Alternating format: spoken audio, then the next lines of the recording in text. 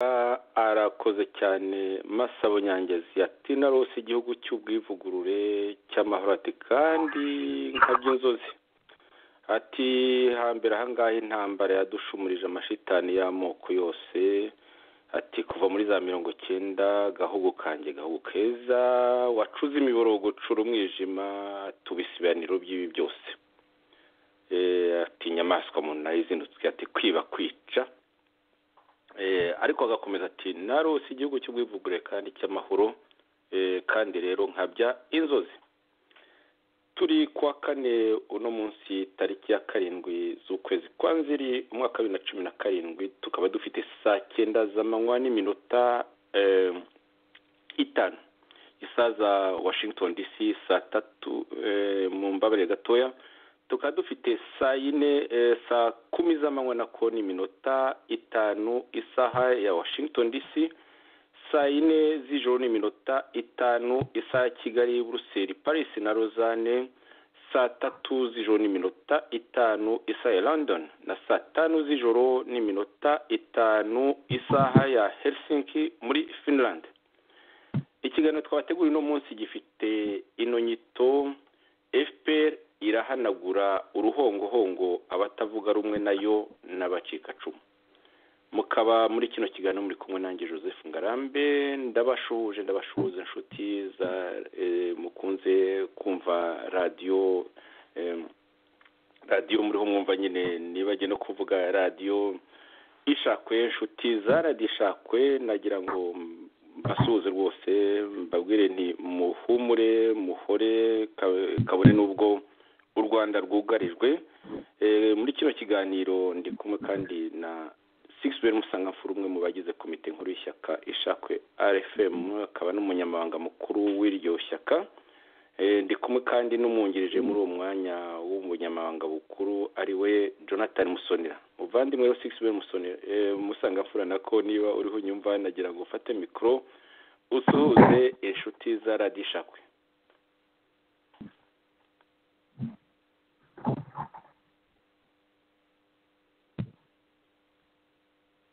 Bwana Musangamfura murakoze cyane yego nagira ngo gusuhuze kandi gusuhuze n'abandi batumire baza muri iki kiganiro muri aho ngaho muri Finland mukomere nagira ngo gusuhuze n'abanyarwanda bakurikira radio yacu bakurikira ijwi ry'ishakwe Rwanda Freedom Movement bagira ngo usuhuze n'abandi banyarwanda bakomeje guhanga amaso ikirere cy'amahindura kugira ngo bagire ubwisanzure mu gihugu cyabo kugira ngo bagire amahoro mu gihugu ndabasuhuje abo bose bakomeje kurangara guhanga amaso yabo ikirere cy'ihumure kugira ngo mbese dukomeze dushyire hamwe turebe ko ihumure twifuza rizagerwaho ndasuhuza kandi n'abandi bose bumva ururimi rwacu rw'ikinyarwanda. Nagira ngo na Jonathan Musonera niba ariho anyumva nawe afate mikro asuhuze abatwumva. Jonathan ndakumva neza bwana Joseph reka mbanze ngusuhuze kandi ngusuhuze ngushimira umeze neza aho i London. turaho turashima Imana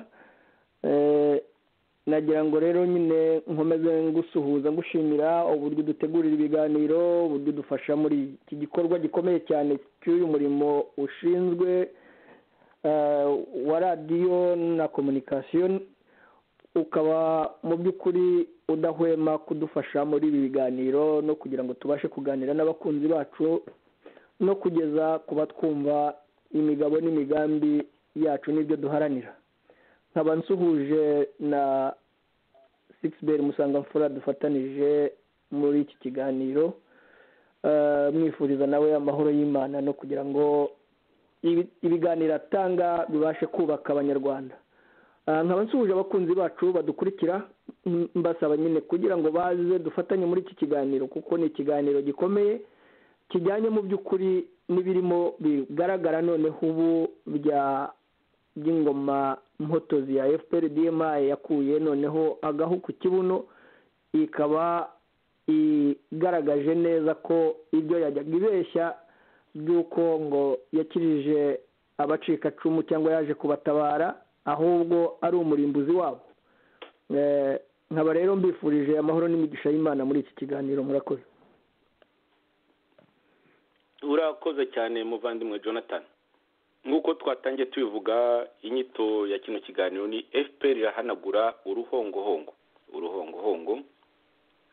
abatavuga rumwe nayo n'abacikacumu.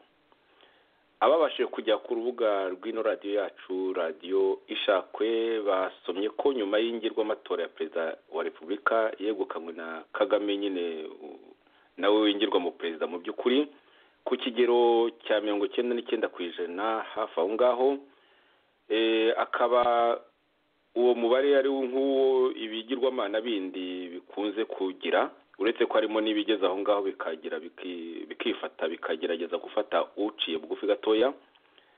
Ibigirwamana rero bitegekesha urusasu, ingoyi n'agafuni. leta ya Kagame muri ibyo bigirwamana yateye rwose indi ntambwe mu gucecekesha burundu abatavuga rumwe nayo, ari nako yegereza rwose gutsemba uruhongohongo abacikacumu rya jenoside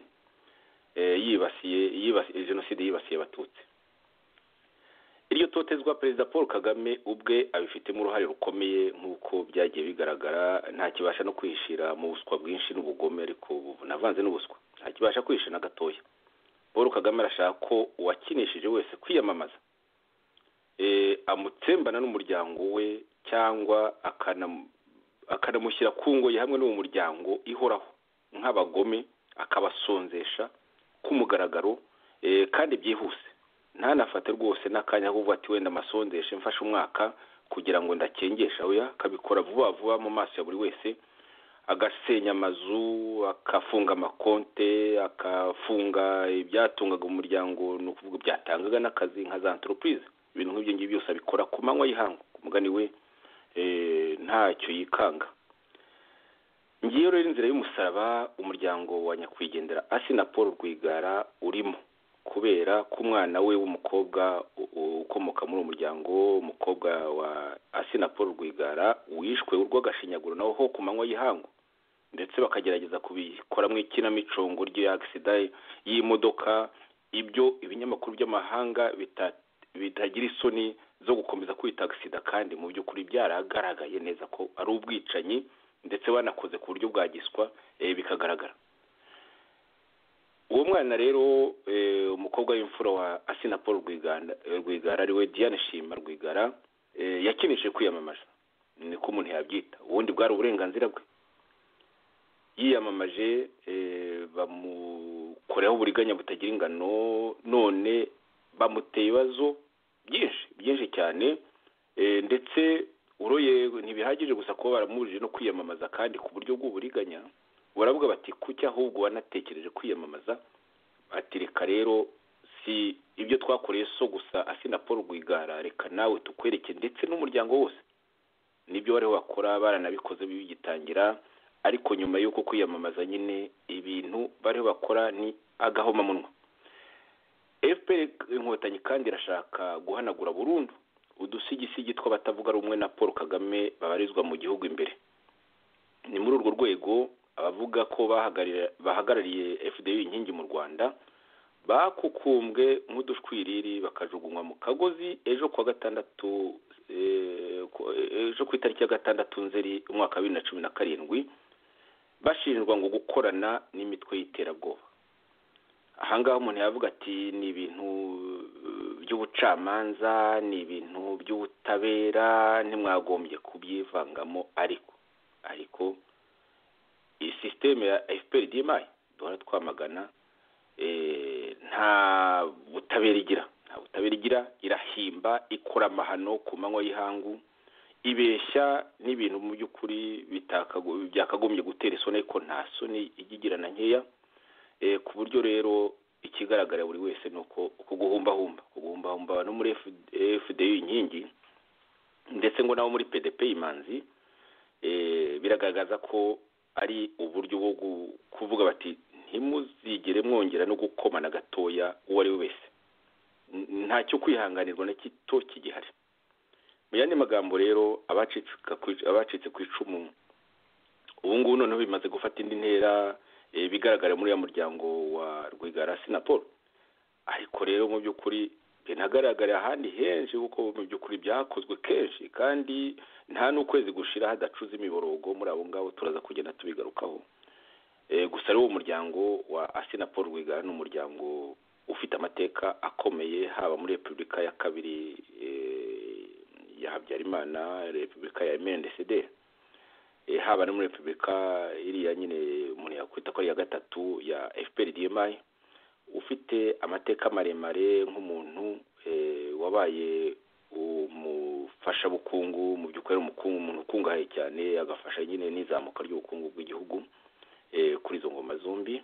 Wenda ni ya mbere simbize wanza ari mutoya ku ya mbere ku ya Kayibanda, cyane cyane ku mwuga Habyarimana naho yamenyekanye, kugeza no ku ngoma FPR bivugwa ko yanafashije, nako n'izindi bivugwa n'abantu benshi babizi neza uko yayishyigikiye n'umututsi ukomoka ku Kibuye, akaba yanayifashije kugera ku butegetsi rwose, ari mu batanze amafaranga menshi mu bantu bagiye batanga atubutse. By'umwihariko akaba yarafashije n'umuryango bwite waho Kagame yashatse, nabyo ibyo biravugwa si nacyo kibazo, ariko muri magambo makeya yafashije by'umwihariko abanyarwanda benshi, yahesheje akazi kubera nyine ibyo bikorwa bye, afasha na FPR kubera ibyo yemeraga.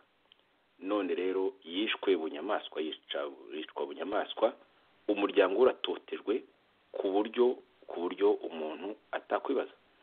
Niwo turi butangeho urugero, bitasobanuye ko nongeye mbisubiramo ko n'abandi baba abatutsi bacitse ku icumu, baba ndetse n'abandi bantu baharanira impinduka mu gihugu cy'u Rwanda, bose nyine hagira za sembora, hagira umuntu avuga uti uyu nguyu ni icyitegererezo kubera yuko anazwi cyane. Bitasobanuye ko utazwi tuba tutamwitayeho, ariko urugero kenshi umuntu atanga ni urugero rw'abazwi. Jonathan Musoni rero mu biganiro byawe hambere ahangaha rwose hashize nk'imyaka 7 tugishinga RNC, wakoze ibiganiro byinshi cyane ku bacikacumu b'abatutsi, ndetse wakunze no gukoresha umugani akamasa kazamara inka kazivukamo. Ibyo bintu wakunze kubigarukaho, werekana ububi bwa FPRDMI uko yakubereye mubi, kuko nawe wabaye umusirikare, uri umucikacumu w'Umunyarwanda, ntiwari uhari mu rugamba ariko bakomariye umuryango, uri umututsi ukomoka i Nyanza, ukaba umucikacumu w'Umunyarwanda ariko wagiye no ku rugamba muri FPR kubera ko MNDCD yari yakurembeje gukubita kuhutaza, ukavuga uti wenda nge hariya tuzarwanira uburenganzira bwa buri wese, ariko nyuma yaho nk'uko ukunze kubivuga uza gusanga mu by'ukuri waravuye mu mpyisi ukajya mu zindi mpyisi. Noneho rero uragarutse, urabirebye birakuyobeye, ukizwa n'amaguru urahunga, ukomeza kuvuga ibintu byinshi cyane, ibibazo abantu bavuga ubu ngubu, ariko wowe watangiye kuvuga kera, watangiye kuvuga tugishinga RNC no kuvuga mu mwaka wa 2010, nyuma y'ukwezi kwa 12 2010, ukunda kuvuga uti Kagame ni kakamasa kazamara inka kazivukamo. Nagira ngo rero ufate ijambo Jonathan, wibutse ibintu bimwe na bimwe, cyane cyane wishingikirije muri ibi bintu biriho biba, bimaze na ku minsi biba, ariko bigeze ahantu hateye ubwoba harengeje, ariko utahwemye kuvuga muri iyo myaka yose 7 ishize. Warabivuze biriho biraba, nagira ngo ubisubiremo, ariko mu kugira nk'uko turi abanyapolitike, ikintu cya mbere si ukurira gusa, ni ukuvuga tuti umuti wabuwe ni gute aka kamasa kazamara inka kaba karazivutsemo twakikiza, tudategereje gusa kurira, tudategereje no kuvuga ngo byose ngo tuzicara ngo nka bimwe bya mubuto ngo rufumire ngo niyo yanze, ariko ibyo ari byose igeza aho ikagwa. Jonathan Musoni, ijambo ni ryawe, nagira ngo nakuvugira ibintu. Ijambo ni ryawe Jonathan. urakoze cyane muvandimwe Joseph, urakoze kutwibutsa ibyo twagiye dukora, byinshi nagiye mbivuga kuva kera, ndetse na mbere y'uko dushinga RNC nagiye ngira amanama atandukanye, tukagira aho duhurira na bamwe mu bantu bahungiye hano muri iki gihugu cy'Abongereza, tukaganira ku bijyanye n'amateka yacu, ku bijyanye n'igihugu cyacu uko kiriho kuri ubu, ari nabyo byavuyemo nyine biriya biganiro cyangwa se ariya mavideo amwe n'amwe nagiye nkora, ariho nageranije Kagame n'akamasa kazamara inka kazivukamo. Byari bishingiye kuki? Byari bishingiye ku byonzi cyane, uko abatutsi bagiye bicwa kuva 90 na mbere yaho, bari muri Uganda barabizi. Ibyo rero noneho uyu munsi wa none aho bigeze aha, biragaragarira noneho amaso ya buri wese, kuko urupfu rwa Rwigara abantu baruvuzeho gatoya, bigeze aho biraceceka, ariko noneho nyuma barongera bamusenyeraho inzu, umuryango uri aho ngaho, ariko noneho ejo bundi byabaye agahomamunwa, kuko noneho mu by'ukuri ibyo twavugiye tuvuga kuva kera, ubu ngubu abantu noneho barabona ishusho yabyo, ibyo bibwiraga ko wenda hari ibyo tubeshya, mu by'ukuri ubu biragaragara.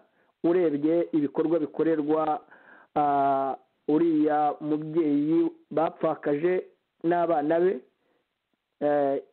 cyane cyane n'ubwo uriya mwana w'umukobwa Shima Diane Rwigara yagerageje gushaka kwiyamamaza bakabimwangira, ariko mu by'ukuri ntabwo ariyo nkingi nyamukuru igaragara ko yaba ariyo bazize umuryango we, kuko ise bamwishe atari yanatekereza kwiyamamaza.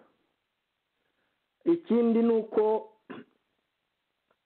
iki kiganiro nifuzaga ko nza kukivuga mu bice bibiri, kuko hari itotezwa ry'abatutsi bari mu Rwanda muri rusange, noneho hari n'itotezwa cyane ryagaragaye mu buryo bukomeye, n'ubu ngubu rikigaragara, ryagaragariye abatutsi bakomoka ku Kibuye bacitse ku icumu nyuma ya 94. Aha rero muri iki gice cya mbere kirerekana neza ukuntu mbere ya 90 cyangwa se itariki ya mbere z'Ukwakira 90, ubwo inkotanyi zateraga u Rwanda, imiryango myinshi y'abatutsi bari mu Rwanda yagiye yohereza abana bayo mu nkotanyi mbere y'uko zitera na nyuma y'uko zitera, ari nako batangaga n'imitungo yabo yo kugira ngo bafashe abo bana boherezaga, cyangwa se bafashe urugamba rwari mu rwitegurwa kugira ngo barwanye leta yemeranye desederi. Mu by'ukuri nayo yari imeze nabi, yari yaramereye abanyarwanda nabi, cyane cyane abatutsi ndetse n'abataravugaga rumwe b'abahutu batandukanye bo mu majyepfo y'igihugu, cyangwa se n'abandi bose batavugaga rumwe nayo. Icyo gihe rero byatumye abatutsi benshi bohereza abana babo mu nkotanyi, baba abasore n'inkumi, ndetse batanga n'imitungo yabo. Ikibabaje rero ni iki? Ikibabaje ni uko mu by'ukuri, nk'uko twagiye tubivuga mu biganiro byahise, abana benshi bavaga i Rwanda bageze mu nkotanyi, bamwe bicwa batari bagera no mu kigo cy'imyitozo ya gisirikare. Twagiye tugaragaza aho bitaga mu Miyenzi, aho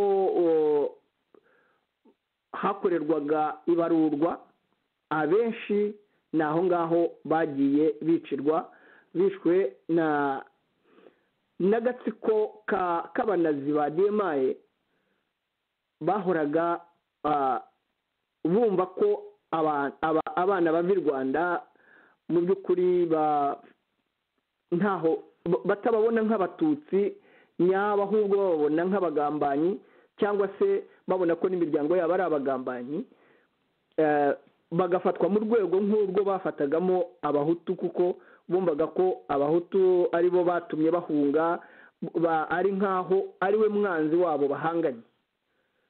Mu by'ukuri mu bigaragara nta n'ubwo wabonaga ko ikigaragara ari uko bahanganye n'ubutegetsi bubi cyangwa se amateka yagiye aba mabi mu ngoma zabanjirije y'aba banazi bo muri DMI. Twagiye dusobanura mu by'ukuri uburyo abatutsi bagiye bicwa mu gisirikare,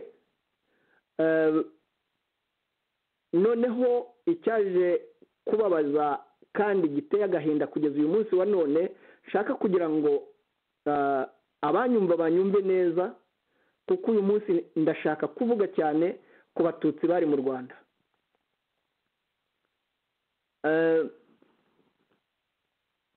Nyuma y'ibyo bikorwa byose by'iyicarubozo twagiye dukorerwa mu gihe cy'intambara kuva 1990 kugera 1994, ni nako byakorerwaga n'abatutsi barimo imbere mu gihugu.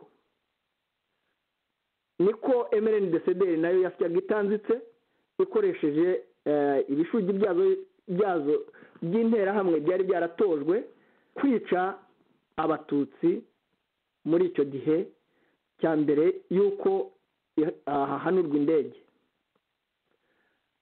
Aha muri iri shotorana rikomeye ryaje gukorwa na FPR-DMI ubwo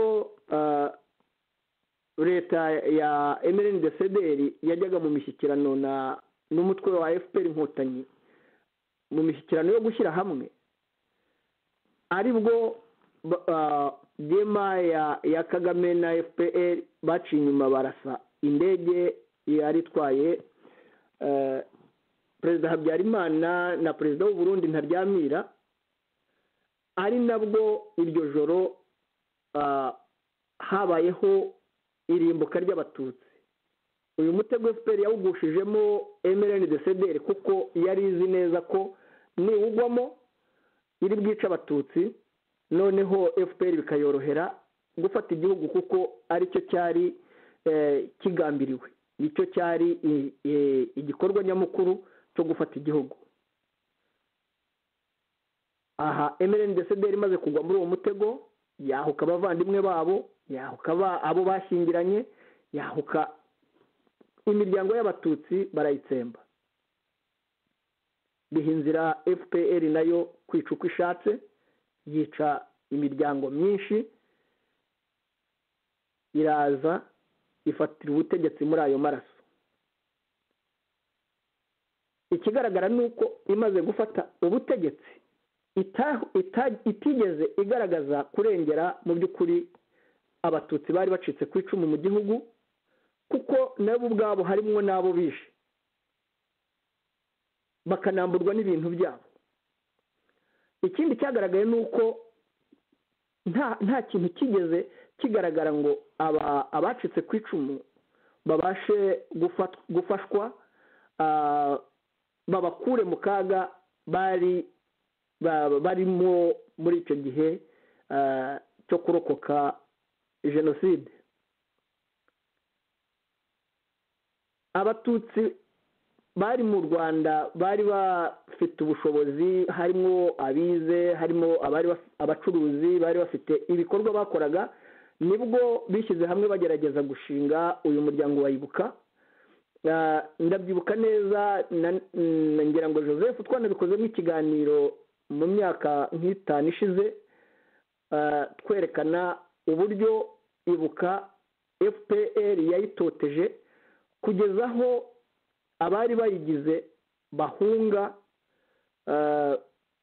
kugera mu mwaka w'2000 aho FPR na DMI muri rya kinamico ryayo bazanye Mugesera, noneho Mugesera Antoine wari umukada wabo, bakamukoresha gufata Ibuka, noneho bashyiramo abantu babo cyane cyane mu Batutsi bavuye Uganda.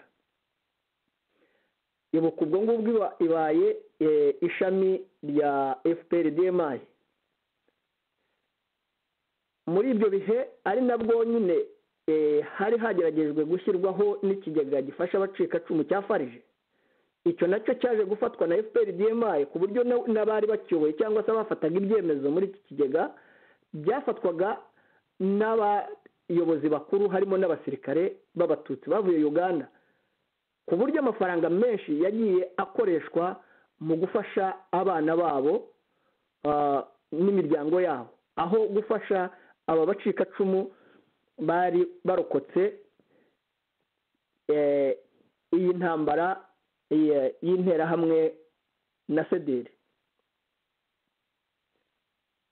andi barayafata bayakoresha mu bintu byabo, amwe afatwa n'umugore wa Kagame ari we Nyiramongi Jeannette, ari nabyo bagiye bakoresha muri biriya bintu byose mwumva bita ngo Imbuto Foundation n'ibindi bakora. Mu by'ukuri byaragiye biva muri ayo mafaranga ibihugu byagiye bitanga kugira ngo afashe abarokotse ako kaga, ahubwo ntabwo bigeze babafasha n'abo mu miryango y'abapfakazi bo muri uyu muryango nabo bise Avega Agahozo, bubakiwe imidugudu ndetse n'abacikacumu bagiye babubakira imidugudu idafashe ku buryo itamaze imyaka 2 ahubwo yahirimye. Abandi amafaranga bishyirira mu miryango yabo, biyubakira amazu, biguriramo amamodoka arahenze, ku buryo bafite imibereho iri mu rwego rwo hejuru. Abacikacumu bo biyicira isazi mu maso, abandi babica uruhongohongo, abandi bakabafatanya n'iyo nzara bakabakoresha mu kuneka cyangwa se mu kugirira nabi bagenzi babo, kubera ko baba barabashonjesheje, babaha icyo kurya bakabakoresha ibyo bashaka. Ikindi ni uko abari mu gisirikare twahabonaboneye ku buryo abenshi muri bo mu by'ukuri ntawe muzabona w'umunyarwanda cyangwa se w'umututsi wari mu gisirikare cy'inkotanyi uyu munsi wa none muzabona mu myanya yo hejuru cyangwa se mu mapeti yo hejuru, kubera urwo rwango bari bafite ari narwo rurimo rugaragara mu buryo bukaze noneho butakibasha kwihishira. Kandi muzi neza ko FPR-DMI inkingi yayo ya mwamba yubakiye kuri jenoside yakorewe abatutsi, ariho yakuye amafaranga atagira ingano, ari nabyo irishisha byatumye baba bakire bakijijwe mu by'ukuri n'amafaranga yaturutse mu maraso y'imiryango yacu.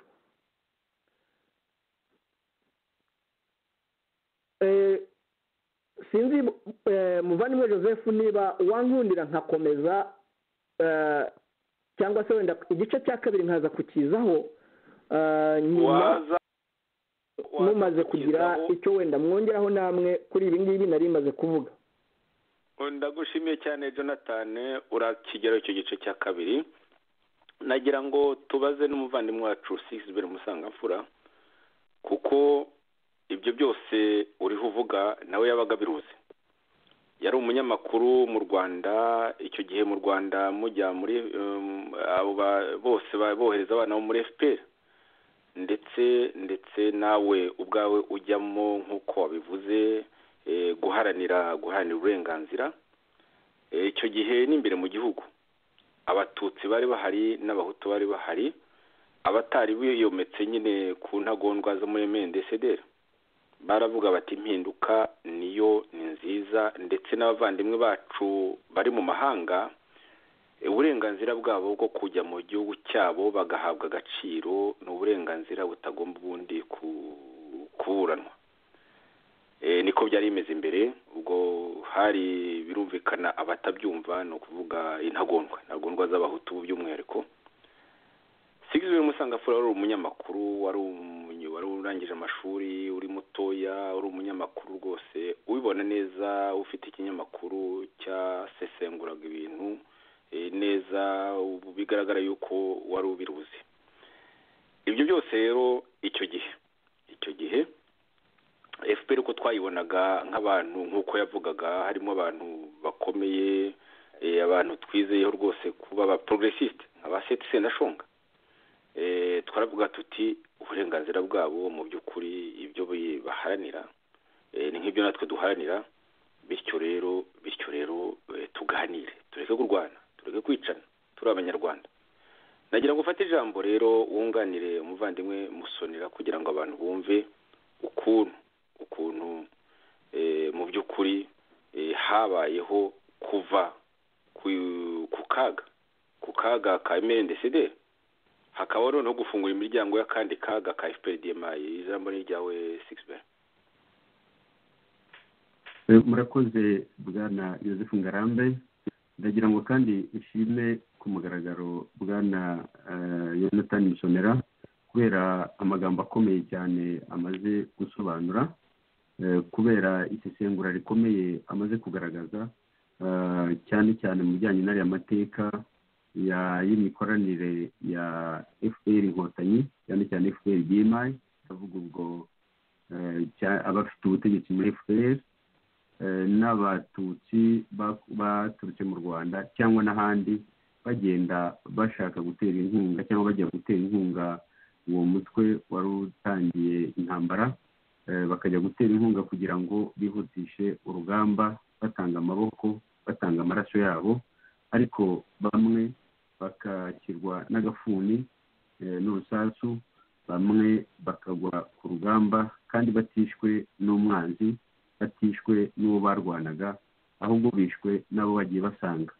Ni ikintu gikomeye cyane, ahubwo kikanagaragaza ukwihangana gukomeye kw'ababyeyi b'abo bana, kuko ababyeyi b'abo bana barabimenye, byanze bikunze byatwaye igihe, ariko byagezeho bamenya uko abana babo bagiye bicwa, ariko ababyeyi barakomeza barumumiriza, bashinjagira bashira, bavuga bati icyaharanirwaga cyari gikuru, yenda ni ibintu byakozwe n'intagondwa yagirije mu bandi, ntabwo byakozwe n'umuryango wa FPR Inkotanyi, niko abantu batekerezaga. Ariko nka FPR Inkotanyi ifata ubutegetsi Kigali, ariko nanavuga yenda nanahereye ibyumba, kuko ibyumba mu kwezi kwa 4, 94, kwa 5, kwa 6 narindiyo za Kigali, FPR imaze gufata umujyi wa Kigali, ndetse nkora no muri iyo leta. Nari mpari, icyo nabonye ni uko intagondwa zo muri DMI nizo zabaga zifite ububasha bwose bushoboka mu gisirikare cya FPR Inkotanyi. Izo ntagondwa uwo zashumurizwaga, yaba umuhutu yaba umututsi, ntabwo yarokokaga, byabaga byarangiye. Icyo cyaragaragaraga ku buryo ndetse hari n'abo magambo yacikaga bavuga bati umuntu yarokotse kubera ko yari afite ukuntu akorana n'abicaga abandi. Bityo ukumva ko umuntu warokotse yenda yakijijwe na Nyagasani, cyangwa se yagize amahirwe akabona aho yihisha interahamwe ntizihamuvumbure, ugasanga nanone abo yitaga ko bamutabaye nabo baravuga bati kurokoka kwawe irimo ibanga ry'interahamwe, ndetse ugasanga nabyo bitera ingorane. Ikindi kibazo njye niboneye ubwanjye ni uko icyo gihe FPR imaze gufata Kigali, abantu b'abasirikare baturutse muri Uganda bazanye imiryango yabo yaje ku bwinshi, noneho baza ari abantu baje mu gihugu nyine cyafashwe, igihugu cy'amata n'ubuki, niko buri wese yavugaga icyo gihe, kuko ni Kigali no mu Rwanda hose imyaka yari yeze, wasangaga imbuto ziri ahantu hose, ku buryo nigize nko mu mwanya w'umuntu wari uturutse mu mahanga amaze imyaka 40 atabona u Rwanda, kuko uwo muntu aravuga ati ngiki igihugu cy'amata n'ubuki bambwiye. Hari amatungo ari aho ngaho adafite ba nyirayo, hari imyaka mu mirima, ku buryo rwose umuntu yavugaga ati ntabwo nari nzi ko ku isi hari igihugu kimera gutya. abo bantu ariko nta nubwo bari bafite aho baba. Kuba batari bafite aho baba rero byasabaga ko abasirikare, kuko nibo bari bafite imbaraga, bafite imbunda, babashakiraga amacumbi mu mazu, cyane cyane ubwo navuga nk'i Kigali kuko nari mpari narabirebaga. Ugasanga nyine abasirikare barica nk'imiryango imwe n'imwe kugira ngo inzu ziboneke, babone aho batuza abantu babo. Icyo gihe rero nk'ahantu mu miryango y'abatutsi habaga hararokotse nk'umuntu umwe babiri, nabo ubwo babaga nyine bakiri aho bihishe, noneho bagasanga inzu yabo yanditseho ko yafashwe, kuko amazu barandikaga ngo inzu yarafashwe. Bajya kubaza ati nk'umwana yagaruka cyangwa se hari n'undi muntu warokotse mu muryango, yajya kubaza muri leta cyangwa cyane cyane ubwo bantu bazaga mu gisirikare kuko abasirikare bo bafite imbaraga, yajya kubaza ati inzu yanjye iri hariya, inzu yacu iri hariya, irimo abasirikari cyangwa se ituwemo n'abantu tutazi aho baturutse kandi ndahari, nagira ngo inzu yanjye mumfashe nyisubirane. Noneho uwo muntu bakajya kumufasha, bakamubaza ese umuryango wanyu harokotse abantu bangahe, basanga ari nk'umuntu umwe rwose, nawe ntawamenyaga aho aregisiye, ntawamenyaga aho anyuze, nawe yarapfaga akabura. Bityo noneho cyane cyane nk'iyo bagendaga bakabwira bafashe inzu bati iyo nzu muyivemo, dore nyirayo nguyu, umucikacumu, ababyeyi be cyangwa se abandi bavandimwe be barishwe barashira, muyivemo arahari. Uwo muntu rwose bamuhaga, baravuga bati uzagaruke ejo bundi, akagenda byongere kuboneka. Ibyo rero biri muri bimwe mu byatumye nyakwigendera Seth Sendashonga wari minisitiri w'ubutegetsi bw'igihugu icyo gihe, biri muri bimwe byatumye arakara, aravuga ati FPR narwanye ntabwo ari iyi ngiyi, kuko iteka buri munsi abantu bari urujya n'uruza bavuga bati umuntu wacu yagiye kureba inzu ahita abura, ntabwo twamenya irengero, cyangwa se umurambo we watoraguwe aha n'aha kandi yari agiye kureba inzu ye irimo abasirikare.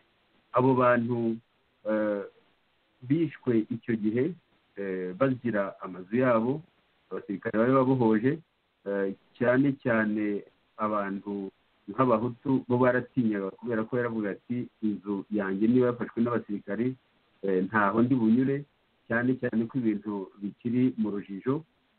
Umuhutu wese agaragara nk'interahamwe cyangwa se yitwa interahamwe, kuvuga ngo ngiye gusaba inzu yanjye byaba ari ukwiyahura. Umuhutu yarabundaga agaceceka akabyihorera, ariko nk'umututsi akavuga ati iyi nzu ni iyacu, ni ngombwa ko inzu yacu, ubwo hari umuntu wacu warokotse, ubwo narokotse, ni ngombwa ko umutungo wacu musubirana. Abo ngabo rero benshi bagiye babijyamo ako kanya, ntabwo babayeho rwose. Tumva ubuhamya kuri ibyo ngibyo ni bwinshi cyane bugaragaza yuko hari icyo kintu cy'uko abantu bari basanzwe baba mu Rwanda batafatwaga kimwe n'abantu bari batahutse, cyane cyane abantu babaga bafite bene wabo bari bigemaye. Icyo nanjye narakibonye. Ikindi gikomeye cyane umuntu yavuga ni uko nk'iyo miryango yitanze, igatanga utwifite, igatanga abana bayo, nyuma inkotanyi zamara gufata leta, iyo miryango nyine yinjirira hato nayo igafatwa nk'uko nguko, ikabona ukuntu abantu babo bicwa, abatarishwe n'interahamwe ikabona ukuntu bicwa n'aba-DMI, ikabona ukuntu umutungo wabo bawukurikirana gutyo bakawambura ku mbaraga. Nk'iyo miryango isa naho yishwe inshuro nyinshi cyane. Hari ukwicwa n'interahamwe, hakaba no kwicwa n'uwo bakekaga ko aje kubarengera. Nk'iyo ndebye rwose urugero rw'uriya muryango wa Rwigara, cyane cyane nkavuga ku bya Diane Rwigara yiyamamarije kuba perezida wa repubulika, nyuma akamwangira kwiyamamaza, bavuga ngo yasinyishije abantu bapfuye, ndetse nyuma yaho leta ikaza gusaka iwabo, igatwara ikintu cyose ishoboye gutwara, igafunga inganda zabo, kugeza n'ubwo bafungiye mu rugo bambaye amapingu, bakamara iminsi baboheye mu nzu. Nyuma leta ikaza kuvuga ngo igiye kubakurikiranaho ibyaha, Diane Rwigara agakurikiranyweho yuko ngo yasinyishije abantu bapfuye, noneho mama we n'undi na mukuru wa Diane Rwigara bakavuga ko ngo bakurikiranyweho ibyo kunyereza umutungo cyangwa se guhisha imisoro cyangwa kwiba imisoro ya leta. Ibyo rero ni ikintu gikomeye cyane kigaragaza yuko FPR Inkotanyi DMI nta muntu ufite agaciro imbere yayo uretse umuntu ufite ayo mashami muri DMI. Utayafite nta gaciro afite, yaba umuhutu yaba umututsi nta gaciro afite na gatoya. Uriya muryango urebye ukuntu Rwigara yitanze, urebye ukuntu yatanze utwo yari afite kugira ngo afashe uko ashoboye, ndetse akiruka mu bandi bacuruzi asobanurira abatari bazi iby'inkotanyi, avuga ati mufashe uko mushoboye, abavandimwe batahe, umukoro uko mushoboye.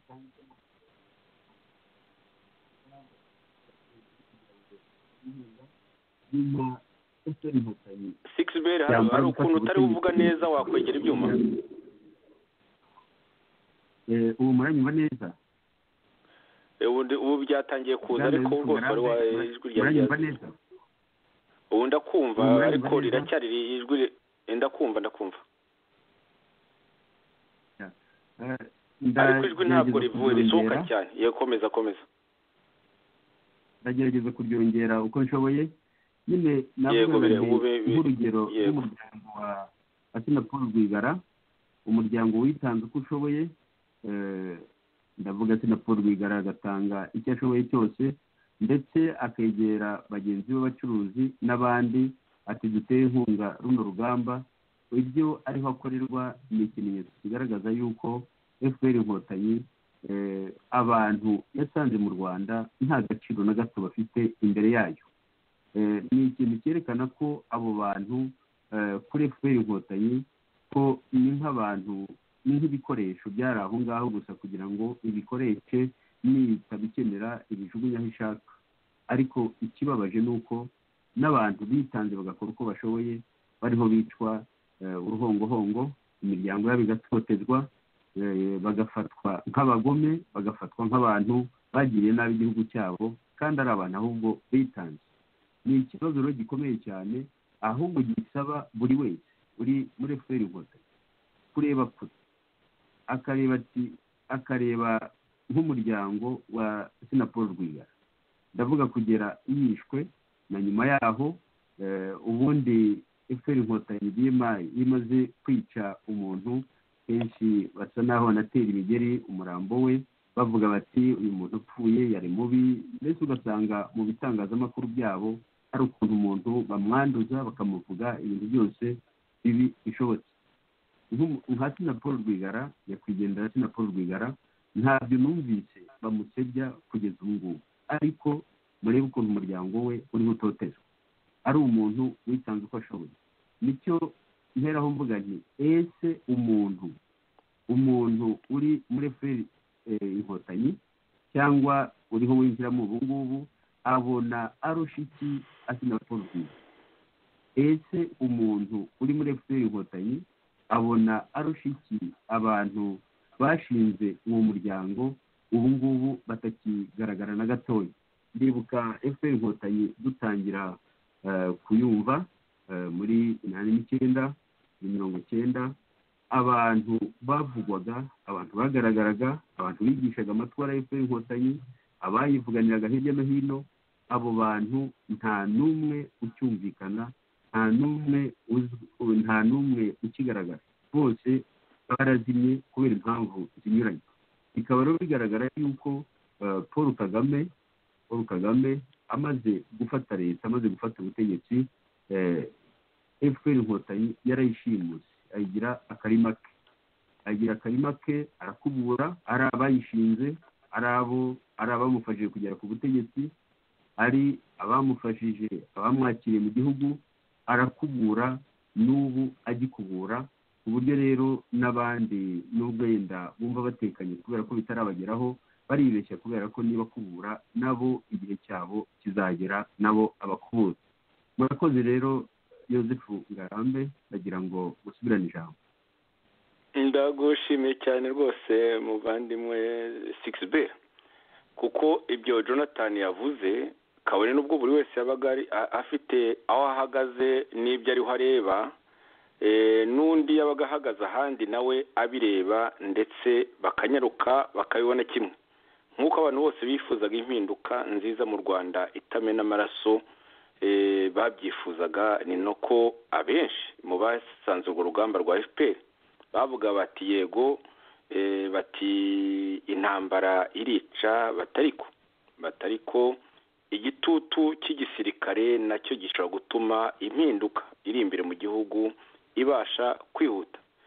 Jonathan rero waruvuze ati ngiye gutangira igice cya kabiri cy'ikiganiro noneho mbanza kugusaba ko wareka na mugenzi wacu 6B akavuga nawe aho yari ahagaze uko yabonaga ibintu mu by'ukuri ibyinshi mwabibonaga kimwe ikaba ari nayo mpamvu n'ubu ngubu muri kumwe muvuga ibintu mukavuga amateka buri wese akoresha ahagarara ku kuri cyane cyane akirinda kujya mu bintu by'ubwoko byo kuvuga ngo ndarebesha ijisho ry'ubwoko bityo nirinde kureba akababaro k'uwabashije nko kujya ku rugamba avuga ati niyo makiriro nicyo cyatuma habaho igitutu gituma ibintu bihinduka uko biri kose rero ntabwo twazanywe hano no kuvuga ngo FPR ngo abayigiyemo bagiye gushaka impinduka kuri ubwo buryo cyangwa se n'abandi bavuze bataba nabo n'abavandimwe bagomba kumva ntabwo ibyo turimo ari kugira ngo tujye mu ikintu hita mu gifaransa contrition nk'uko abantu muri MNDCD bakunze kubyuriraho ngo rero ngo ingoma ya Habyarimana ari nziza ngo kubera ko FPR yaje kabambi turaza kugenda hari aho tuza kuganira wenda nabyo tubivugaho gatoya dukunze kubivuga ariko niba ngombwa turabisubiramo. Jonathan rero cyo igice cya kabiri wari washatse gutangira ijambo ryawe.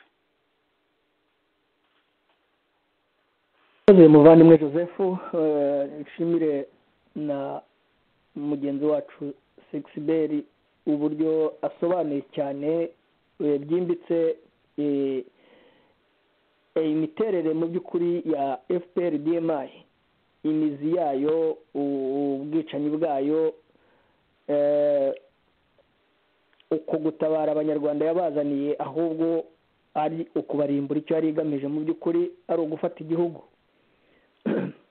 ari nacyo nagira ngo cyane cyane mbwire abatutsi bibeshya ngo FPR yaje izanywe no kubarokora ntabwo yaje izanywe no kubarokora ahubwo yatuzaniye akaga izanwa no kuturimbura iraturimbuza iranaturimbura n'uyu munsi wa noneho biragaragara cyane ubundi byarakozwe ubwicanyi burakorwa abantu bakajya bavuga ngo ntacyo wenda bizashira ariko noneho aho bigeze aha ari nabwo nshaka kwinjira mu gice cya kabiri nise akamasa k'inkunguzi karigase mu bugi bw'intorezo akamasa k'inkunguzi karigase mu bugi bw'intorezo moti kaharigase gute nyuma y'intambara ya 1994 habayeho kwibasira cyane bikomeye ndetse ku mugaragaro abacikacumu ariko cyane cyane noneho abakomoka ku Kibuye cyane cyane mu miryango y'abasesero yabitwaga abasesero barayibasiye barayitoteza cyane cyane ko yagaragaragamo abantu bize ikagaragaramo abacuruzi ndetse ikagaragaramo n'abayobozi bari mu myanya ya leta ndetse n'abari mu gisirikare ari naho tubona mu by'ukuri abavandimwe ba Sebarenzi wabaye umukuru w'inteko ishinga amategeko ni umunyakibuye akaba n'umucikacumu ariko noneho reka dusubiremo inyuma tuhere kuri abubatse ibuka ntabwo ndi busubiremo amazina yabo bose murabazi iki kiganiro twaragikoze ariko ndagira ngo ngaruke cyane kuri Dr Josue Kayijaho na murumuna we Asiyeri Kabera, ngira ngo baravukanaga niba ntibeshye. mukuru we aba bose ari Sebarenzi, ari Josue, ari na Kabera n'abanyakibuye.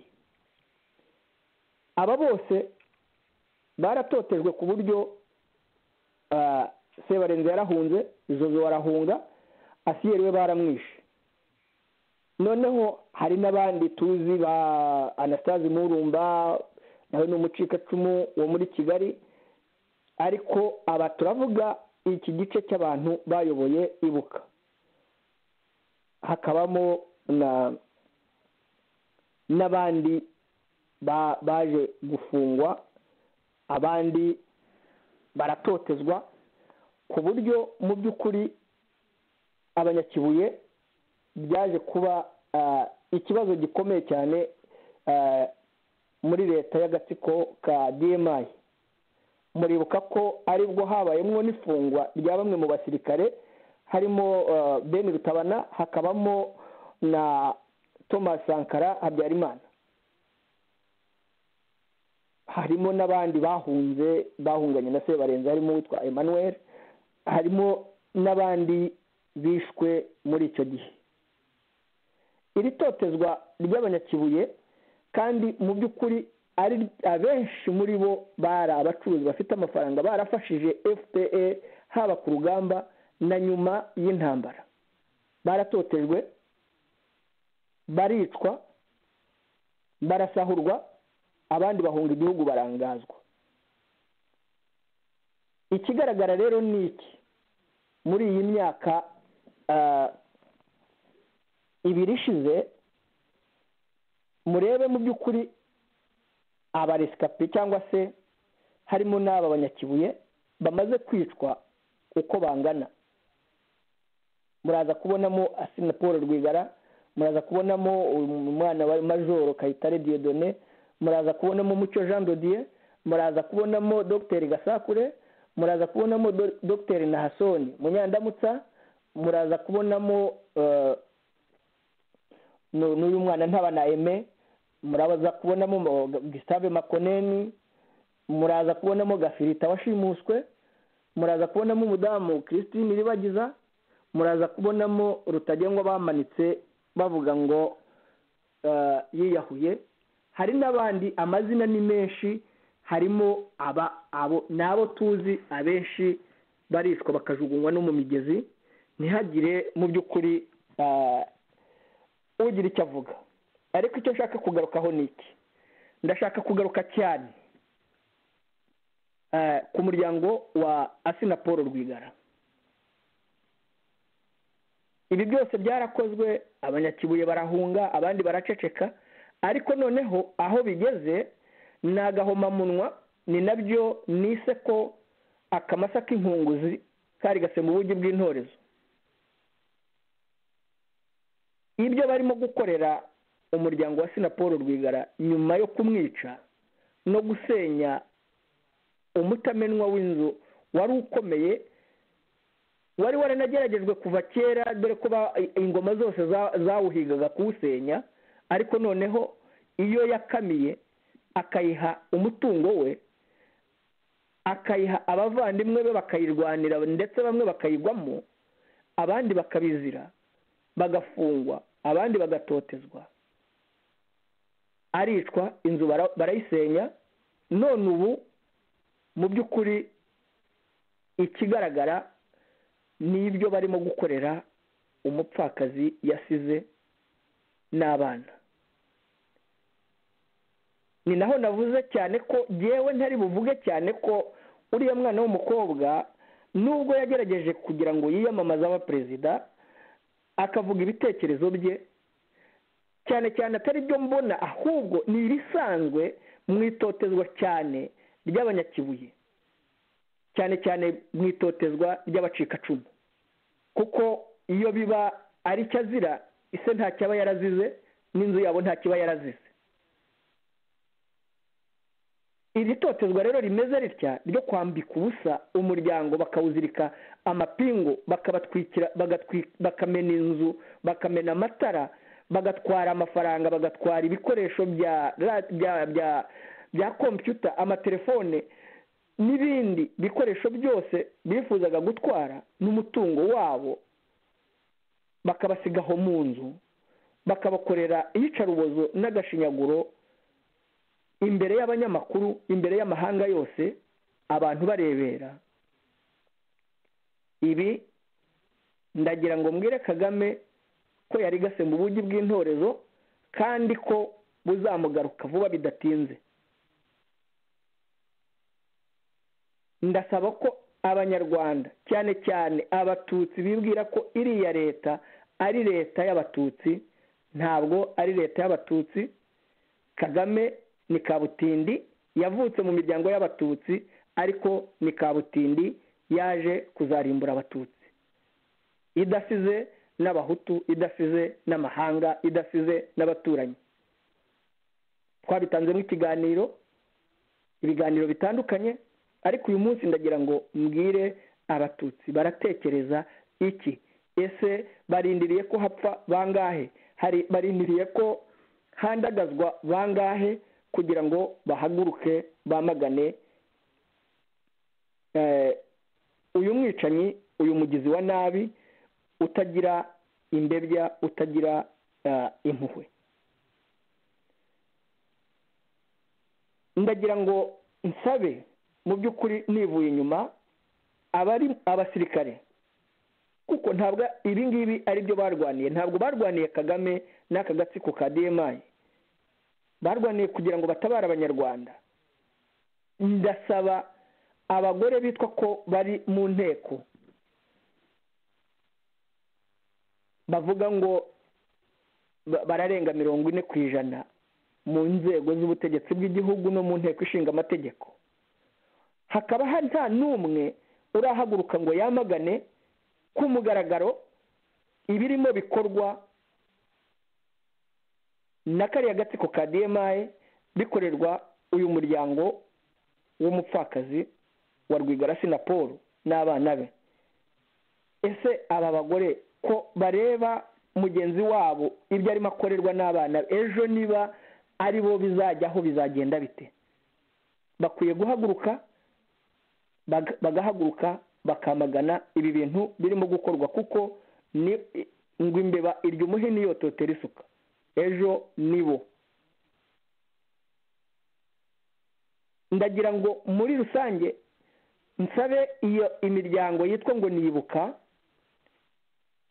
Farije, ARG n'indi miryango Avega, Agahozo n'indi miryango y'abacikacumu guhaguruka ikamagana ibi bikorwa birimo bikorerwa bagenzi babo.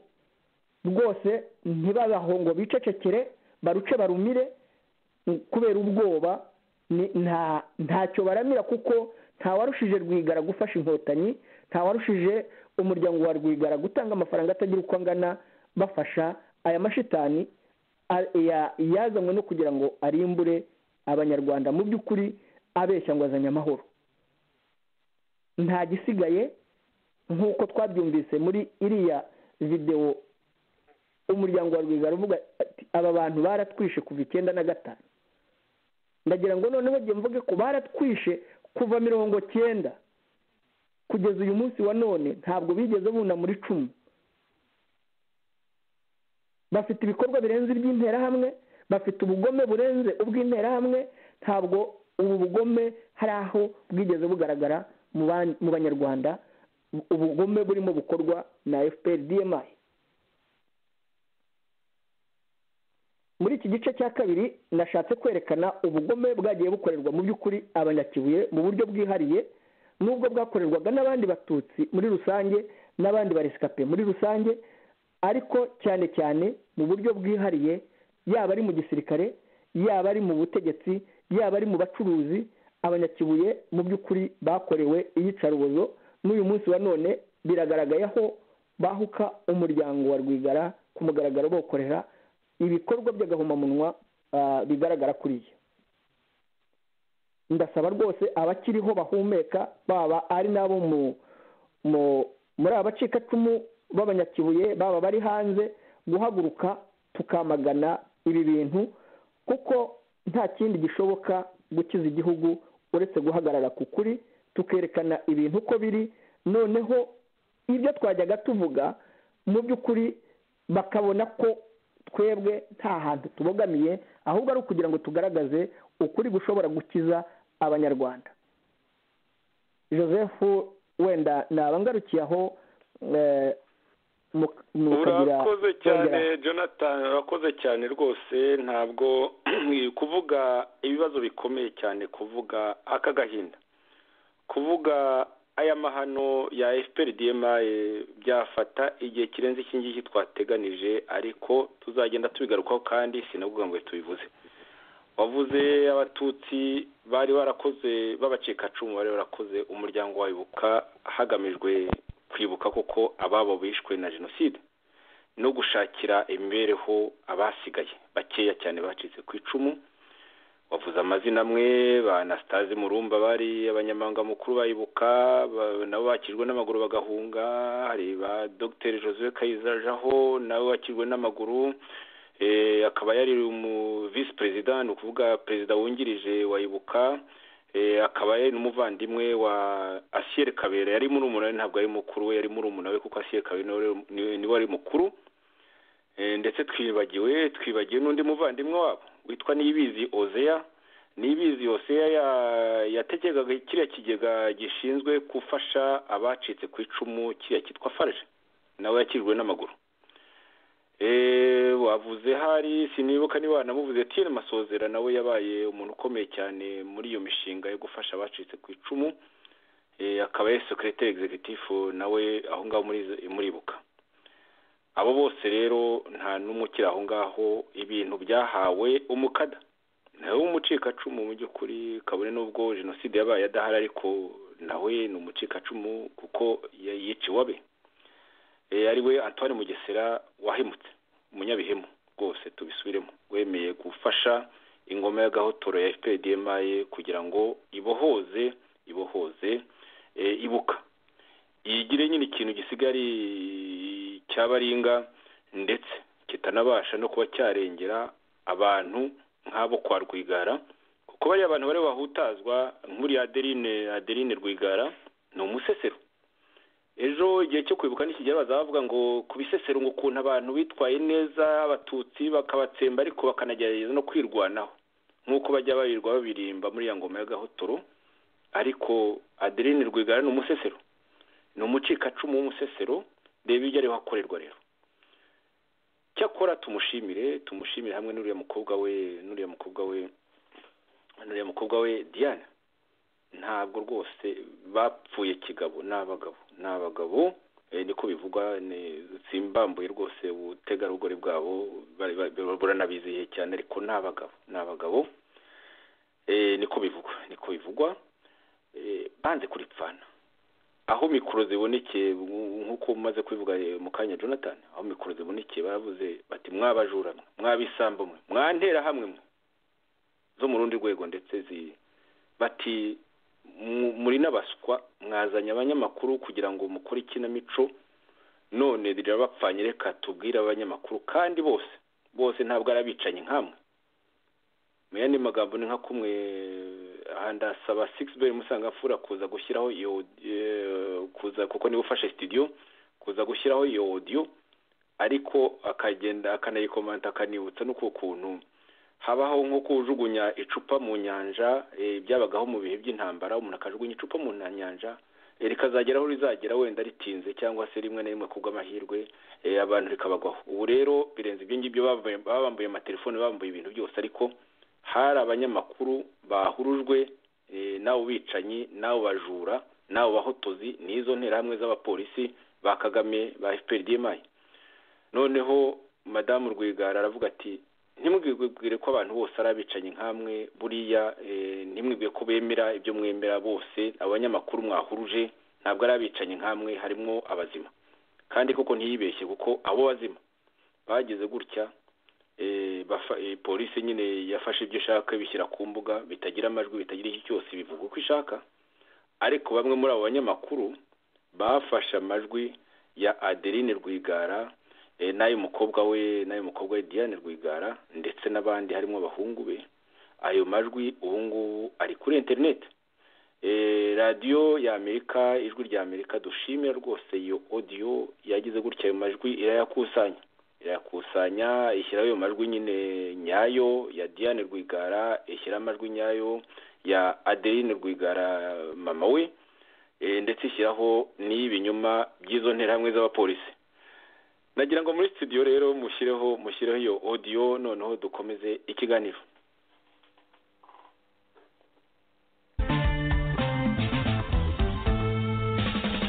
Amakuru yo mu karere k'ibiyaga bigari.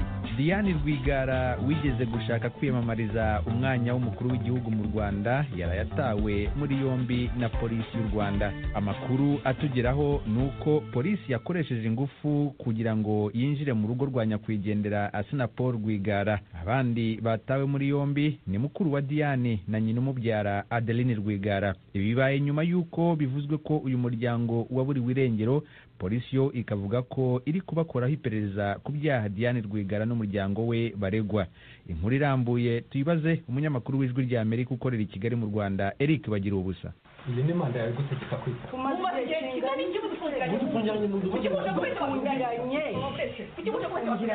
Turiyuzwe n'abajepe. Dabora mutubwire icyo tuzira turasiriki. Urakimenyeshwa nimujya. Mwarakugira mugafata amafaranga yose mugafata telefone yose kwari kwageraho gute kandi bari mu mwadusigiye abajura gusaba benja niba cyo ushaka ni mufate family yangira ziriki iyo uziza turakizi twe nuko yabagaje family yangira ziriki ku masaa 11 z'umugoroba igipolisi kiri mu rugo kwa Asina Paul Rwigara ku ngufu nyuma y'igihe hacicikana amakuru anyuranye bagize umuryango. N'umurimo wabanje kugorana no kugera mu gipangu byasabye ko igipolisi kigomba kurira igipangu kibona gufungura. Abapolisi basaga 10 bageze mu gipangu bahaye abakekwaho ibyaha impapuro zibategeka kwitaba ubugenzacyaha barazanga. Habayeho kuvuga amagambo akarishye ku bagize umuryango wa Rwigara. Mukamvuge yazanye kiravuba oya niba yashiremo narayamenyereye maze icyumweru ndi mu mapingu n'abana uretse mvuga ibyo nshaka umwana wanjye yariyamamaje nk'umunyarwanda dore ko iki gihugu ntawe ukigiramo uburenganzira murangije muratugerekaho imisoro itarigeze ibaho amapingu turayamenyereye zana gira vuba sesemo bari kumwira hamwe z'urundi rwego muza mubeshya ikigo bageze kuregwa neza zanwa murate nkavuga ko mwabazanye mwabise tukavuga abatuma mwabazanye ibiti ko nta n'ubwenge mufite mwagize ngo bose n'abicanyi nkamwe leta yiyemeje kumara abaturage bayo. Igipolisi kirabashinja gusuzugura inzego z'ubutabera, ariko bakavuga ko basahuwe buri kimwe kandi ko bafungiwe mu rugo mu gihe kigera ku cyumweru ku buryo bitari bubashobokere kwitaba ubutabera. Amagambo akomeye ku bagize umuryango wa Rwigara barimo ifura ya nyakwigendera Diane Rwigara, Anne Rwigara na nyina ubabyara Adeline Rwigara yakomeje. Mumaze cyumweru mutuboje uturindishije abajepe uzanye abanyamakuru reka tubabwiye mumaze cyumweru jya n'abana banjye siboheye muri uru rupangu turi mu mapingu baradusahuye inzu yacu barayishenye turako yose irashenye ibintu biri hasi inzugi zose barazibomaguye amafaranga yose barayatwaye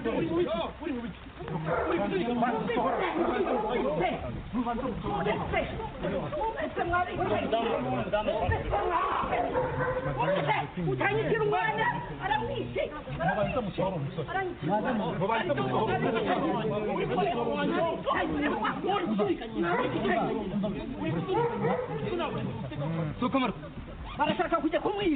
barashaka kujya kumwica nicyo bamenyereye.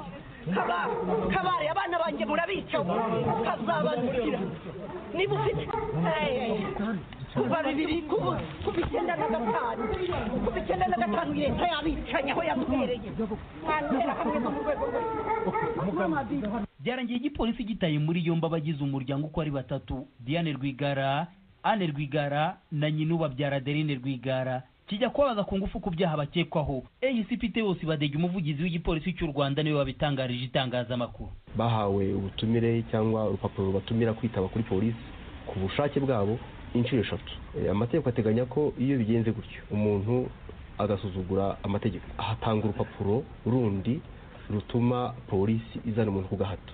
Ni ingingo ya 48 y'igitabo cy'imiburanishije y'imanza nshinjabyaha. Icyo cyakozwe uyu munsi urupapuro rutangwa n'ubushinjacyaha rugahabwa abagenzacyaha. Nicyo bakoze, bagiye mu rugo kuko bari bazi ko bahari, barabazana bamwe mwahigereye. Ubu batatu, Adeline Rwigara ari we nyina wa bari abakobwa, Diane Rwigara na Anna Rwigara bamaze kugera hano ku cyicaro gikuru cy'ubugenzacyaha. Diane Rwigara akurikiranyweho icyaha cyo gukora no gukoresha impapuro mpimbano zishingiye ku gihe yashakaga kwiyamamariza gutegeka u Rwanda, kuko komisiyo y'amatora yavuze ko yakoresheje amazina y'abapfuye n'intonde z'ishyaka PS Imberakuri atari bamo. Naho umuryango ukurikiranyweho icyaha cyo kunyereza imisoro. Theos Badege akavuga ko bagiye kubahata ibibazo umwanzuro ugafatwa nyuma. Kubivugwa ko abagize umuryango wa Rwigara bari bafungiwe mu rugo kandi barasahuwe buri kimwe harimo n'amafaranga, Theos Badege ntiyemeranye nabyo uko biri, akavuga ko bidegembyaga. They were free. What was done before was just warrant search. Bari bafunze bidegembyaga, icyakozwe mbere n'ugusaga kandi byubahirije amategeko. Kandi bimwe birimo amafaranga byarafatiriwe. Igihe umwe mu bavandimwe yazaga hano yabonye amafaranga yashakaga, amategeko yarakurikijwe uko bikwiye nta kindi. It was a clear application of the law, nothing else. Uhereye igihe amakuru yatangiye gucicikana ku bagize umuryango ko bitazwa aho baherereye, icyumweru cyari kigiye gushira nta makuru afatika. Ibyaha byose bashinjwa bo barabihakana bakavuga ko ari ibinyoma byambaye ubusa bishingiye ku mpamvu za politiki. Munyemari Paul Rwigara yishwe mu 2015 mu cyiswe impanuka. Abagize umuryango ariko bakomeza kwegeka urupfu rwe ku butegetsi. Bagira ubusa, Ijwi rya Amerika, i Kigali. Mu Burundi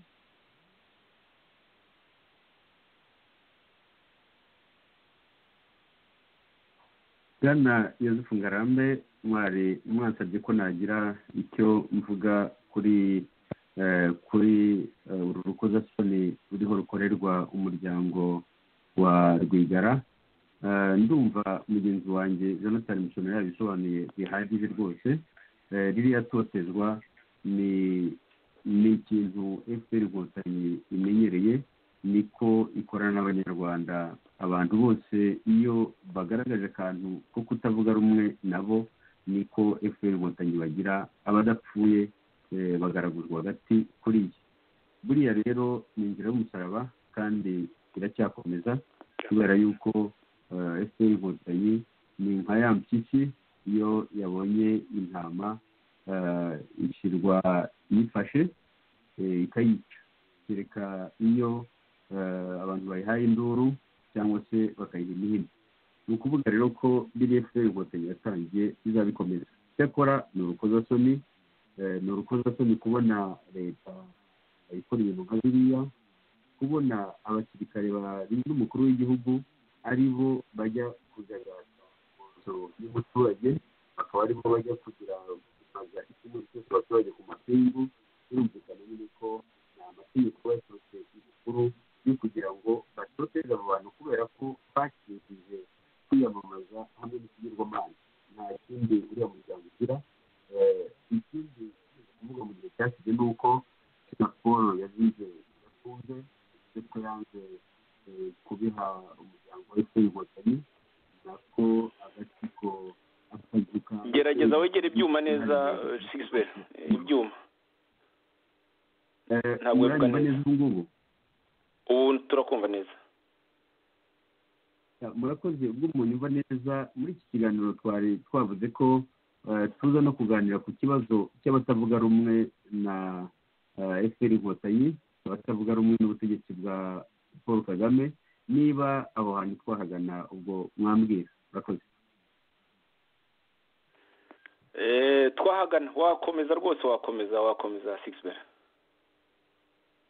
Ejo amakuru yaracicikanye yuko abavuga ko abahagarariye FDL inkingi mu Rwanda ko bakukumbwe nk'udushwiriri bakajugunywa mu kagozi. Koko n'umuvugizi wa polisi yarabitangaje ahereye kuri Boniface Twagirimana n'abandi bagenzi be. hamwe ndetse n'abazamu b'igipangu babagamo, ko abo bose bakukumbwe ngo leta ikaba ibashinja yuko ngo bakorana n'imitwe ikoresha imirwanisho cyangwa se imitwe y'iterabwoba. Icyo kintu ntabwo ari gishya kubera ko n'umuyobozi mukuru wa FDL inkingi madamu Victoire Ingabire nicyo afungiye.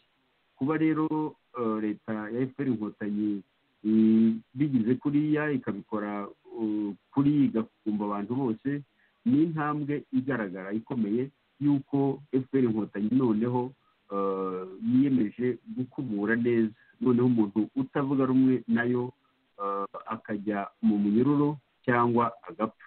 Ni ukuvuga n'ubundi ko abenshi batavuga rumwe n'iriya leta twarahunze, turi mu mahanga, twakirije amagara yacu, ndetse n'aho twahungiye turahigwa. Bamwe muri bagenzi bacu bagize amahirwe makeya, ubu barapfuye kandi biciwe mu buhungiro. Natanga urugero kuri nyakwigendera Sendashonga wari minisitiri w'ubutegetsi bw'igihugu, akaba yari ari mu bantu b'imena bagejeje FPR ku butegetsi, bashyigikiye FPR bakayigeza no ku butegetsi. Yarahunze yicirwa i Nairobi muri 1998. Hari na Patrick Karegeya, Colonel Patrick Karegeya, nawe wahoze ashinzwe iperereza ryo hanze, nawe yiciwe muri Afurika y'Epfo. Izo ni ingero nkeya ntanze z'abantu FPR yakurikiranye ikikira hanze kubera ko batavuga rumwe nayo. No mu gihugu rero abatavuga rumwe na leta cyangwa se n'abavuga ko batavuga rumwe nayo cyangwa se n'abakora abari mu gihugu bafite uko babanye, yenda se n'iyo DMI, ariko nanone banafite n'ukuntu banavugana n'abandi bari hanze. Ubu nabo igihe cyabo leta mbese igihe cyabo cyageze cyo kugira ngo bahukume. Birababaje rero kubona leta ya Paul Kagame ikora kuri iki. Ariyamamaje itegeko nshinga uko ashaka, ariyamamaje ashaka gukanda, ashaka gukanda abantu kugira ngo agaragarize umunyarwanda uwo ari wese ko igihugu ari akarima ke, akibagirwa ko umunyakazi w'igihugu atigeze akinoza, ntabwo yasize akinogeje. Ariko we aravuga ati ngomba gukomeza nkanyukanyuka igihugu, nkanyukanyuka n'abagituye. Ikibazo rero mbona gikomeye, hari urwamo, hari induru twakomeje guha impyisi tuvuga tuti nubwo niyo utayitera icumu ukayiha induru wayitesha intama. Ibyo byarabaye, hashize imyaka dukora gusa. Biragaragara ko niba dushaka guhindura ibintu mu Rwanda, induru yonyine ntabwo ihagije. Ikintu gikomeye cyane mbona gikenewe ni uko abanyarwanda dutera indi ntambwe. Iyo ntambwe ikaba ari ugukangura umunyarwanda aho ari hose, akumva ko ari we ugomba guharanira uburenganzira bwe. Ndavuga ko iyo nk'imyaka tumaze mu miryango ya politiki itavuga rumwe na FPR inkotanyi, iyo imbaraga nyinshi tuzishyira mu kwigisha umunyarwanda ko niba akandagiwe avuga ati ndakandagiwe, niba atotejwe avuga ati ndatotejwe. Mbese umuntu akihagararaho, niyo atagira uwo yendereza ariko akihagararaho, nibura yarengana akavuga ati ndarenganye, ndabona umuturanyi arenganye ati uyu muntu ararenganye, yakwicirwa ati ndikiwe, mbese akibuka, akagira uburenganzira bwo kwibuka. Umunyarwanda kumukangura agakanguka, niyo abantu batakangukira rimwe, bake bakanguka baba imbuto, baba umusemburo wazatuma igihugu cyose gikanguka. Bityo ingoma ya Kagame n'izindi ngoma ziteye nkayo, bityo abanyarwanda bakaba barabaye maso, ntibazatume na rimwe ingoma nk'iyo yongera kubaho.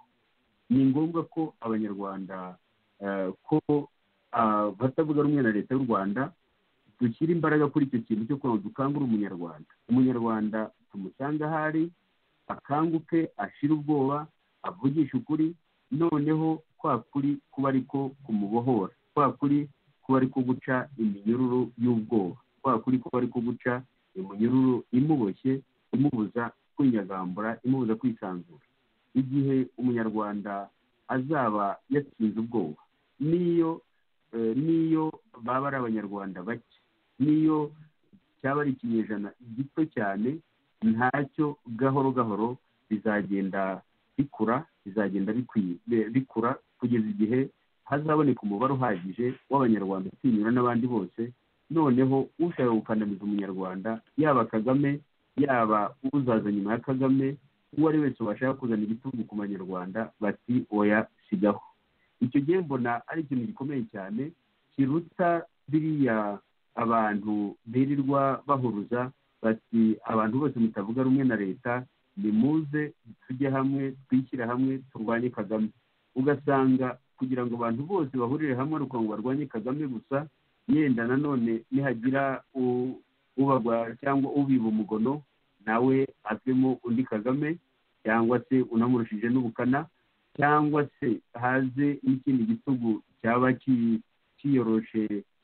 kiyoroshe irindi kote, cyambaye irindi kote, cyambaye urundi ruhu, ariko ari igitugu. Ni ngombwa ko abanyarwanda dushyira imbaraga mu gukangura umunyarwanda agaharanira ukuri, agaharanira kuvuga kurwanya akarengane, agaharanira kuvuga ikimubayeho, yatotezwa ati ndatotse. Icyo ni ikintu gikomeye cyane. Mbona iyo ari intambwe ikomeye, ariho hakwiye kujya imbaraga nyinshi cyane.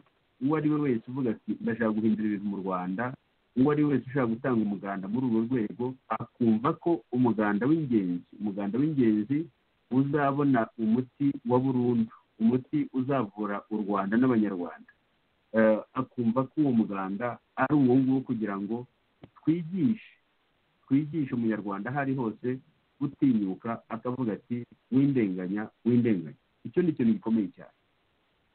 Ni ikintu numva dukwiye gushyiramo imbaraga, ndetse na politiki yose ikorwa ikagana aho hantu, kugira ngo umunyarwanda akigishwe agisobanukirwe. Kuko biriya byo kuvuga ngo abantu bose nibegeranye imbaraga zabo zose bajye kurwanya umwicanyi w'igitugu Paul Kagame, nacyo ni ikintu gikomeye, kuko igitugu kiri mu Rwanda ubu ngubu niwe ukiri ku isonga.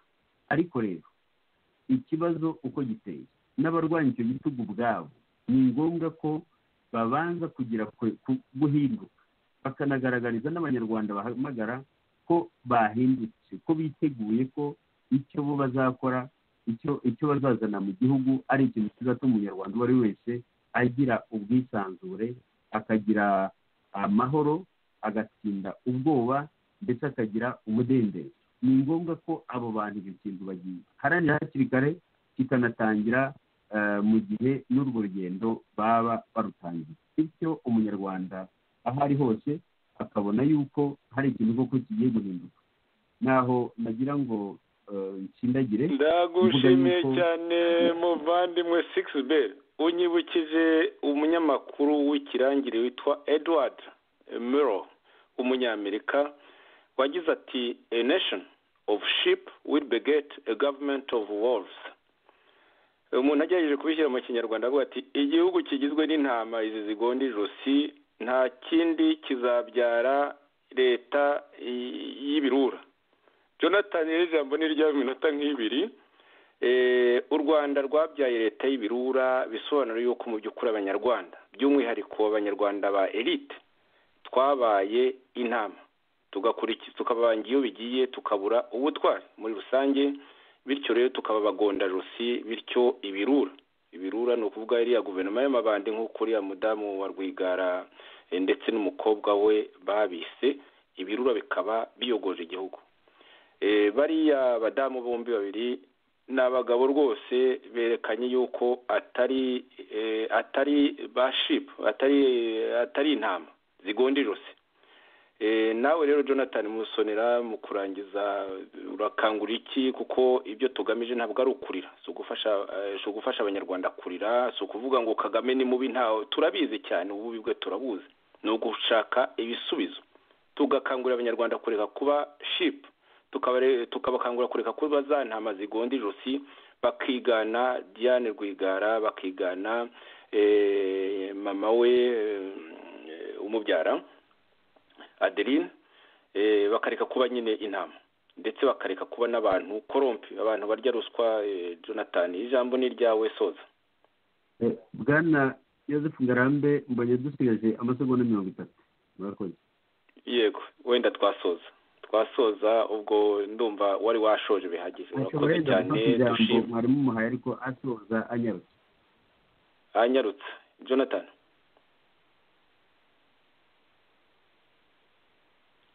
Ubanza yavuyeho Jonathan. Twasoza rero dushimira duteze amatwi tuvuga ko arekwa adashira, ariko cyane cyane cyangombwa ari ukugira ngo tujye mu bikorwa cyane cyane twiyungiye ku kuri.